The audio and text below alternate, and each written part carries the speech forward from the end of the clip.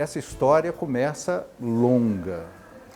Né, lá na década de 70 eu tive contato com os trabalhos comunitários e de educação popular, na perspectiva do Paulo Freire. Né, e esse trabalho tem muito a ver com essa perspectiva de valorização da cultura popular, do saber popular. Esse projeto é muito legal. Para mim, caiu do céu, porque tem tudo a ver com o que eu gosto de fazer, né? Esse grupo que a gente participa, né? Eu coordeno junto com outro facilitador. Aquilo ali para mim é bom, porque é fácil falar da gente quando a gente está entre pessoas que passam pelas mesmas coisas, né? Então, é legal, né? A gente se abre, é legal você poder ajudar o outro, você conta coisas da vida que não contaria para ninguém e fica só entre a gente. E aquilo ali acaba fortalecendo a gente, ajudando, não só, no meu caso, a mim, como aos outros que participam, né? Que, assim, a gente tenta ajudar. Tamo junto, né? Tamo junto. Depois eu fui fazer meu doutoramento na Inglaterra e foi meu primeiro contato com o movimento dos usuários de serviço de saúde mental lá, que são muito fortes, se organizaram desde a década de 70 e a base dessa organização eram os grupos de ajuda mútua. Foi nesse momento que eu também comecei a ter um intercâmbio com o Richard Weingarten, que é uma liderança dos usuários lá nos Estados Unidos, e ele nos ajudou a entender por dentro a proposta dos grupos de ajuda mútua. Eu acho, sabe, que o usuário tem uma competência, um conhecimento da doença e da recuperação muito assim, especial. E o sistema de saúde mental deve aproveitar da sabedoria, da experiência do usuário, que é muito competente, muito excelente assim, de falar, de tratar as outras pessoas, e eles são perdidos, assim, não tem lugar para eles no sistema de saúde mental. Eu acho que devem empregar essas pessoas, porque eles têm muito a dar, não somente os outros usuários, também os profissionais, que podem aprender muito deles, sabe? Na Holanda, por exemplo, eu fiz um programa que se chama RAP, que é Plano de Ação de Bem-Estar e Recuperação. É um curso que é dado dos usuários para outros usuários, mas na Holanda eles deixaram o usuário treinar os empregados, os profissionais. Os profissionais ganharam muito, eles acharam de muito valor de conhecer assim, a doença, o transtorno mental com os usuários, como eles pensam. E eles acham, os empregados lá da Holanda, achavam que a experiência de RAP, aprendendo a controlar os sintomas e responder aos problemas de saúde mental cotidianos, foi um valor muito grande. Eles ajudaram muito, melhoraram muito seu trabalho com outros usuários, sabe? Tem muitas vezes essa educação dos usuários pode ser passada para profissionais também. E usuários que sabem dar essa educação porque sentem na pele, sabe como é o transtorno, mas mais importante, como a gente pode melhorar, pode entrar a vida de novo e pode dar uma contribuição na sua sociedade. É porque é uma experiência que quase todos passam. Aí quando a gente coloca isso no grupo de ajuda mútua, as pessoas colocam as suas experiências também. É interessante porque eles colocam as experiências deles a partir da nossa experiência. Quando a gente é uma troca de experiência realmente, né?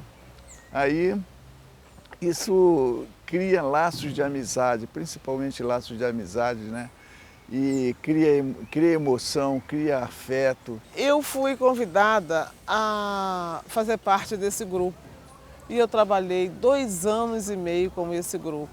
E eu ia também para os lugares em que as pessoas estavam precisando de alguém para dar aquele suporte que eu recebi. E você fica sabendo mais e mais coisas, como você lidar com os seus de casa através das experiências do outro. Então, eu acho que esse é o trabalho do grupo de ajuda mútua. Você vai aprender com os outros para a sua experiência e vai passar a sua experiência para as outras pessoas. e esse grupo se termina sendo a sua família. Quando eu voltei em 1992, nós começamos, me integrei no movimento antimanicomial, que assumiu essa perspectiva também da reforma psiquiátrica a partir de 1987, e começamos a fomentar as associações de usuários e familiares. E elas foram se formando no Brasil a partir de 1992. E com várias propostas de fortalecimento também dos usuários e dos familiares. No início, nós fazíamos a confecção do manual e da cartilha. E em 2008 tivemos a primeira experiência de capacitação. E a partir dessa experiência de capacitação se formou 2 grupos que eles estão até hoje ativos. Um grupo de usuários, do qual eu participo como apoiadora, e um grupo de familiares. Então, nesse grupo de usuários que eu participo, eu pude ver, através do tempo, né, o que o Jung falou sobre o arquétipo do curador ferido. Né? Na prática, na vivência disso. Né? No consultório eu também tenho essa experiência, só que no consultório eu uso uma técnica que eu aprendi, porque eu sou psicóloga, e nesse grupo eu não uso técnica. Eu sou uma participante do grupo. Né? Eu sou uma incentivadora, de alguma forma. Se eu quiser falar, eu vou me colocar como pessoa.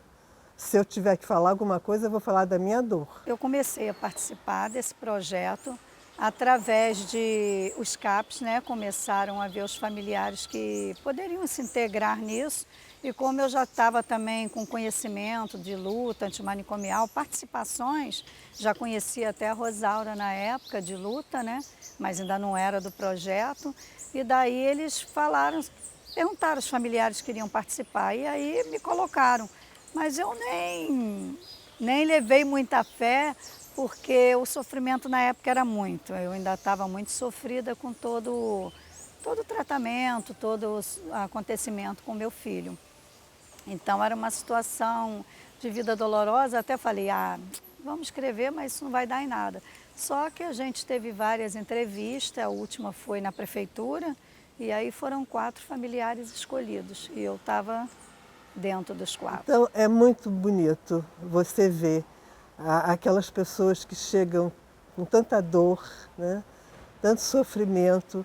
À medida que aquilo ali vai se desvanecendo, que elas vão percebendo que elas são maiores do que aquela dor delas, do que aquela doença, elas começam a tirar de dentro delas uma energia curativa e a dignidade humana aparece. E aí então eu vou dizer o seguinte, que esse projeto mexeu muito com a minha vida.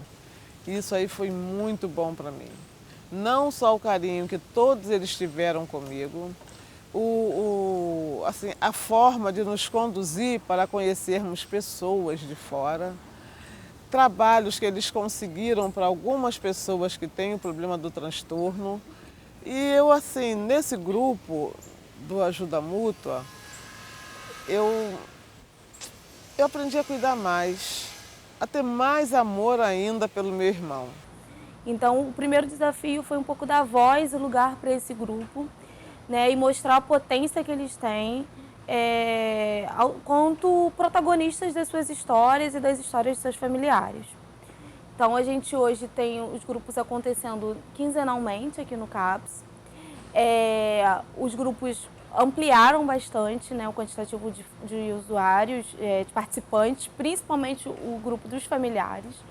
O grupo consegue dar uma sustentação muito forte que outros espaços não dão, né? Que é a sustentação mesmo do compartilhamento, da ajuda, do cotidiano, de poder estar final de semana junto, de poder chamar um para ir para sua casa porque você não está bem, então vamos ficar junto. Então tudo isso, essas costuras que a vida dá, o grupo consegue fazer e que outros espaços, um atendimento individual ou uma oficina terapêutica, não consegue deixar isso tão amarrado quanto esse grupo. Então o desafio foi tensionar, né, essas normativas, né, do modo de funcionamento, de um cuidado, né, e possibilitar um cuidado diferenciado nesse sentido, sem a presença de um profissional presente no grupo, mas um profissional que estivesse ali fora mediando e que os mediadores fossem esses pares semelhantes dentro desse grupo, no caso de familiares, um familiar, no caso de usuários, um usuário. E o grupo por si só ele já produzia a convivência, assim, acho que isso era muito potente, isso era um cuidado e isso era uma aposta e dialogava também com a proposta do Centro de Convivência. Quando a gente pensa o diálogo com o território, com o dia a dia, com a produção de autonomia. Como foi bonito esse trabalho, né? Porque as pessoas chegavam aflitas, muitas pessoas, teve um senhor que chegou chorando, mas chorava muito, né? E me abraçou, eu fiquei assim, poxa, como é que ele tinha força, né? Eu fiquei assim. Aí ele me falou, não, é porque minha família não me aceita, eu faço tudo para minha família, eu trabalho, eu tenho meus filhos e tudo. Eles não me aceitam. Aí eu vi assim, como é que isso era muito comum, principalmente nas regiões mais pobres, assim, mas como o não aceitarem a pessoa que tem o problema, né, e querer se livrar das pessoas. Mas acontece que a gente, a ajuda mútua também é a ajuda mútua dos familiares. Os familiares trabalham com essa solidariedade entre eles, que é de uma necessidade enorme. Eu depois, quando eu olho para trás, lembro do meu pai, a solidão dele comigo, né? Porque é muito complicado o problema de saúde mental. Eu não sonhava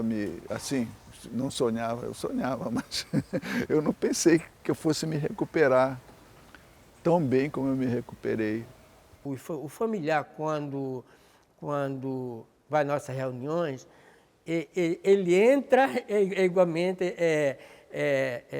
o antes e o depois. Quer dizer, eles entram um pouco assim tímido, sem falar, sem saber o que dizer, porque ele passa por um problema, uma situação difícil, mas não sabe explicar como, não sabe lidar, como é que eu vou sair dessas situações. Ele disse que o paciente está assim porque quer, porque tem casa, comida, tem roupa lavada e remédio, tem médico. Eu digo, mas só que na prática não funciona assim. Não funciona assim. E aí começa a orientar e daqui a pouco está tudo bem. Porque muitas vezes o problema está no usuário, mas também está na família, por não saber lidar com eles. E é uma troca de experiência que eles aprendem com o facilitador e o facilitador aprende muito com eles. Entendeu? Muito bom. Em 2008, então, nós começamos a desenvolver, a partir dessa inspiração internacional, uma metodologia que fosse um pouco mais adequada à situação brasileira dos grupos de ajuda e suporte mútuo, né? Começamos, então, aqui na UFRJ, teve patrocínio da Universidade e do Ministério da Saúde. O programa de ajuda mútua, ele é um grupo onde a gente se ajuda, o nome já diz tudo, ajuda mútua. Nós ajudamos um outro. Tem vezes que a pessoa está tão turbulentada, que a gente dá a palavra quase que da reunião inteira para essa pessoa, né, visando o melhoramento dela ali desabafando e contando com a gente, que a gente entende a gente. Eu entendo o usuário me entende, porque já passou por coisa parecida, muitas vezes médico e psicólogo ainda não passou, nunca foi internado. Então o que acontece? Não sabe na pele o que é, a sensação que é fisicamente, mentalmente. Essas coisas todas é que faz o grupo ser maravilhoso. Antes era de muita dificuldade do meu marido poder entender o que acontecia, né? O que acontece com ele para que toda hora ele pediu uma internação, foram 5. E aí meu marido achava que aquilo ali ele tinha como mudar, transformar aquilo ali. Entendeu? Ele não era, porque o meu filho é muito consciente, o meu filho é muito centrado. Então, ele via que ele tinha uma possibilidade de fazer essa mudança. E a minha filha, por ser, quando meu filho surtou, ela tinha 11 para 12 anos. Você com um filho de 21 anos surtando, e você ao mesmo tempo com uma filha de 11 tendo que dar conta, enfim, provas, tudo que ela tinha, e ela ficava muito dividida naquilo ali. Ela também sofreu muito com isso. E aí, a mudança que hoje se vive numa harmonia, que hoje, apesar dos altos e baixos dele, meu marido apoia, consegue entender, o ajuda. Minha filha tem um grande carinho, ele que tinha uma rejeição pela irmã no começo, porque ela me defendia muito quando ele ficava meio alterado, e aí ele acabava se virando contra ela. Hoje ele tem um carinho especial por ela. Ele, quando ela chega, maninha, como é que foi seu trabalho, seu dia? Vai fazer suas visitas, porque ela trabalha com hotelaria. Então, isso na vida, eu acho que na nossa vida, houve uma grande mudança. Eu acho que houve uma mudança, assim, bem satisfatória. Uma transformação mesmo. Grupos familiares, eles criaram um grupo do WhatsApp, né, chamado Grupo do Alívio. E eles se comunicam diariamente, né? Não é uma comunicação que acontece só quinzenalmente, é uma comunicação diária. E é perceptível o quanto que esses familiares têm se apoiado no processo do cuidado aos seus familiares que sofrem algum transtorno mental. Né? Então eles trocam informações, trocam ajudas, trocam experiências. Então assim, é perceptível e é notável o quanto que o grupo fortalece esses familiares para que eles consigam estar cotidianamente lidando com o transtorno mental, né, de alguém da sua família ou alguém do seu convívio. E isso aí é muito importante, os facilitadores, porque eles nos orientam, pelas experiências também que eles têm com outros familiares, e eles nos orientam de que forma que muitas vezes nós temos que agir. É muito fácil alguém falar assim, faça isso ou faça aquilo, mas na hora de fazer é que é o problema. Você sai com o seu familiar, ele surta na rua, ele corre e você nem sempre você tem como segurá-lo. E pedir ajuda a quem? Se hoje todo mundo tem medo, né? E aí a experiência de outros familiares faz com que você, muitas das vezes, pelo que o trabalho que eles apresentam, você consegue cuidar melhor. Você pode ligar, qualquer hora do dia, eles estão sempre prontos a conversar com você, a te dar um apoio. Qualquer hora, parece que eles ficam 24 horas na expectativa de cada familiar. E eu sei que cada problema que nós temos, eles sofrem também com a gente. Porque eles telefonam para perguntar se está tudo bem, como é que se resolveu. E isso aí é o trabalho do Grupo de Ajuda Mútua. A implementação foi feita no Rio de Janeiro desde 2008, mas foram feitas em outras cidades também, no Piauí, em Teresina, em São Paulo, em Campinas e São Bernardo do Campo e no Rio Grande do Sul, em Alegrete. Aqui no Rio, em Alegrete, ele funciona integrado com um dispositivo da rede de saúde mental. Mas existe grupos funcionando no Brasil inteiro, a gente sabe disso, com outras regras e com regras próprias, e a gente estimula que todo mundo passe a conhecer esses grupos, porque é muito importante eles funcionarem da forma que eles, das mais variadas formas. Então, a superintendência acompanha esse projeto de grupos de ajuda e suporte mútuos desde 2012. Foi o início da parceria entre o projeto Transversões, que foi responsável por inaugurar e desenvolver esse trabalho aqui no Rio de Janeiro, e a superintendência, né? Então, essa parceria começou pela forma de bolsas de trabalho para os facilitadores de grupos. Em 2015, houve uma mudança de status do projeto na rede, porque ele passou a fazer parte da direção de trabalho da própria rede. A gente assumiu oficialmente a condução, a coordenação desse até então projeto, em parceria com o Projeto Transversões. E a partir daí, esse trabalho foi ganhando outras nuances. Ele se transformou num programa de trabalho, um programa de trabalho assistido, e a gente conseguiu que aqueles até então bolsistas fossem contratados via CLT e fossem alocados nos serviços da rede.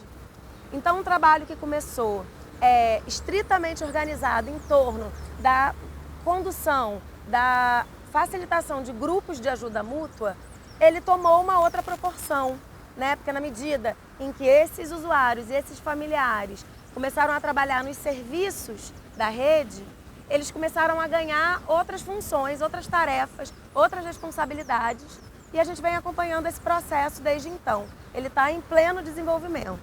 Sair de um intento, de um projeto, de uma experiência universitária e institucionalizá-la no contexto da rede pública de saúde, colocar recursos, viabilizar com que uma parte dessas pessoas se transforme em trabalhadores regularmente remunerados e com a missão desse fomento dessa rede de relações que fortalece o dia a dia das pessoas e que fortalece, inclusive, a compreensão e o combate ao estigma junto da rede de atenção primária. Para mim, é muito bom no sentido de que já tem 1 ano que eu estou com a carteira assinada pelo projeto, né? Eu trabalho numa OS, né? Isso é muito importante para mim, porque financeiramente tem um retorno, né? E eu me sinto uma trabalhadora que tem seus direitos. Tem feito diferença em direção ao reconhecimento do potencial dessas pessoas, né? Do que elas têm a contribuir com a experiência delas. E os relatos desses trabalhadores são muito emocionantes, né?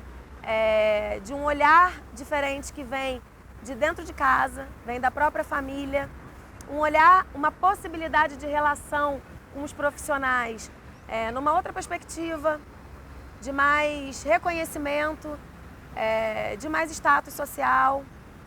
Então, é um trabalho bastante desafiador, porque isso exige que tanto eles se desloquem do lugar exclusivo de usuários da rede e familiares de usuários da rede, mas também os profissionais poderem incluir a importância de ouvi-los, né, do que eles têm a dizer sobre a experiência de vida deles. Os nossos trabalhadores de suporte de pares, assim eles têm sido nomeados nas equipes, assim tem sido a qualidade do trabalho deles, né, a circunscrição do trabalho deles. Eles estão ali numa perspectiva de cuidado com seus pares. E talvez isso tenha sido um grande desafio para a equipe, assim, também, para a gente, como pensar e como construir um lugar de trabalho de um familiar dentro da equipe, né? Com um olhar, com outro olhar, né? Não como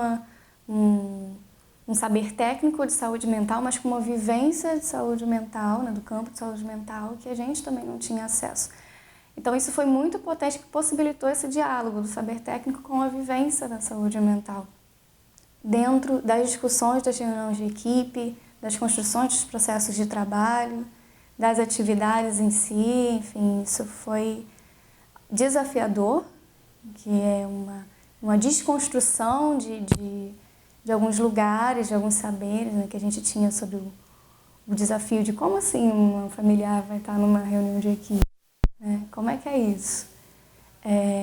Então, a gente teve esse cuidado de estar nesse movimento de desconstrução e abertura para possibilitar que essa familiar pudesse realmente estar dentro da equipe e hoje ser uma membro da equipe, efetivamente.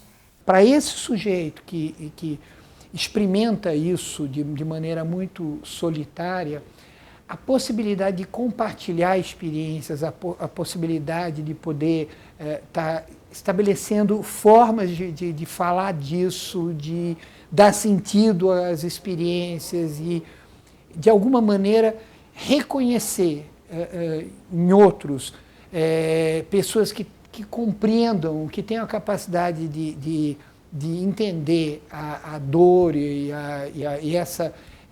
o amargor dessa experiência solitária. Isso é absolutamente vital. O fenômeno que eu vejo mais assim no grupo, a coisa que eu vejo é a amizade. A amizade é uma coisa assim que surpreende no grupo, né? Porque o grupo tem esses laços assim que vão se fortalecendo de amizade. Eu lembro de muitos usuários que contam principalmente história de rejeição da família e muitas vezes são traumas que trazem, né? Traumas sexuais, traumas de violência, e que eles querem colocar e às vezes não se sentem à vontade com o técnico, se sentem à vontade com a gente e fala, tá entendendo? A gente fala também dos nossos traumas, a gente fala também... O grupo de ajuda mútua, para nós, é a base de um sistema de empoderamento e de desenvolvimento do protagonismo, em que, por um lado, ele desenvolve o cuidado de si, dessas estratégias de lidar, em que os próprios usuários e familiares vão, a partir desse conhecimento diário, vão lidando melhor com o transtorno. A ajuda mútua também desenvolve o suporte mútuo, ou seja, essa saída para a vida social, para a inserção social, e também para a defesa dos direitos e para a luta contra a discriminação e o estigma. E alguns vão desenvolver claramente uma estratégia de militância, de participação social mais ampla, né, junto à comunidade, junto ao movimento antimanicomial e junto às outras formas de participação política. Então, esse conjunto, na verdade, o grupo de ajuda mútua, ele funciona então como essa base para nós, em que você tem várias linhas de participação e de empoderamento e de autonomia crescente e de participação política também. Eu já tem um tempo que eu vejo uma mudança daquelas pessoas assim, enorme, enorme. No início eles eram bem mais complicados, era bem mais difícil para nós tentar contê-los e tentar que as coisas, que o tempo transcorresse num ambiente agradável e sem briga e sem desavença. Hoje em dia eles são irmãos. Irmão é assim, irmão briga, daqui a pouco está brincando junto, né? Eles são assim. Eles se tornaram pessoas mais empoderadas, com maior capacidade de falar de si, de enfrentar as dificuldades que aparecem. Eles se dizem, eu sou usuário, eles não têm vergonha, não se escondem, eles não se escondem, eles se colocam como seres humanos que estão aí na vida lutando, né? E são defensores dos seus direitos e auxiliam os colegas quando os colegas estão precisando de auxílio e eles auxiliam os colegas a lutarem pelos seus direitos também. São cidadãos. Então hoje o grupo dos familiares e dos usuários de mútua ajuda aqui no CAPS tem um papel fundamental de mobilização política, né, nesse espaço, tanto de quem vem como frequentador assíduo, diário, quanto aqueles que vêm para atendimentos esporádicos, né, para os acompanhamentos esporádicos. Então, assim, eu acredito que o grupo ele dá um lugar a esses familiares, a esses usuários, que o CAPS muitas vezes, pelo seu cotidiano assoberbado, tem dificuldade de dar, que é o lugar deles serem protagonistas de suas histórias. Como é que eles funcionam? Primeiro, eles têm, dessas linhas de empoderamento, eles são os únicos que funcionam separados para usuários e familiares. Então, tem grupos de usuários e grupos de familiares. Isso é muito importante, principalmente para os familiares que precisam de uma cumplicidade maior para poder desenvolver esses temas que depois de algum tempo eles começam a falar de temas que não soltam nos grupos de orientação de familiares, nos CAPs, na rede de saúde mental.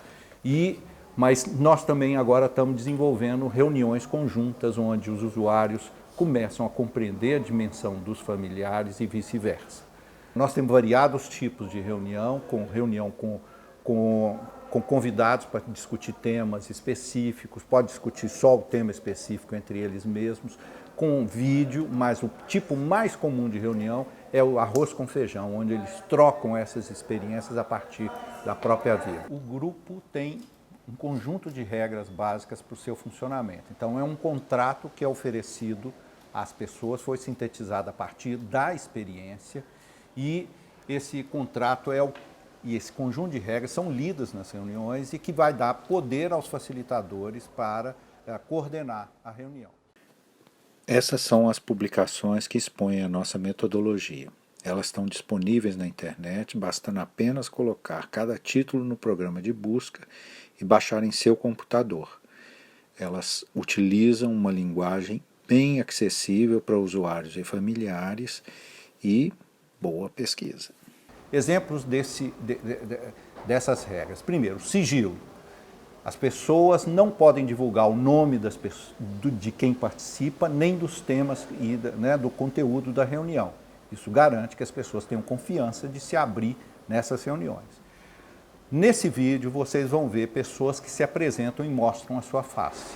Isso é importante, são pessoas que foram escolhidas para fazer o vídeo porque querem mostrar a sua identidade. Mas durante as atividades do grupo, vocês vão ter inclusive exemplos disso, de uma reunião em que a face das pessoas não é mostrada, porque nós protegemos a identidade das pessoas. Segundo, não podemos, nos grupos não se pode fazer julgamentos, nem agressões.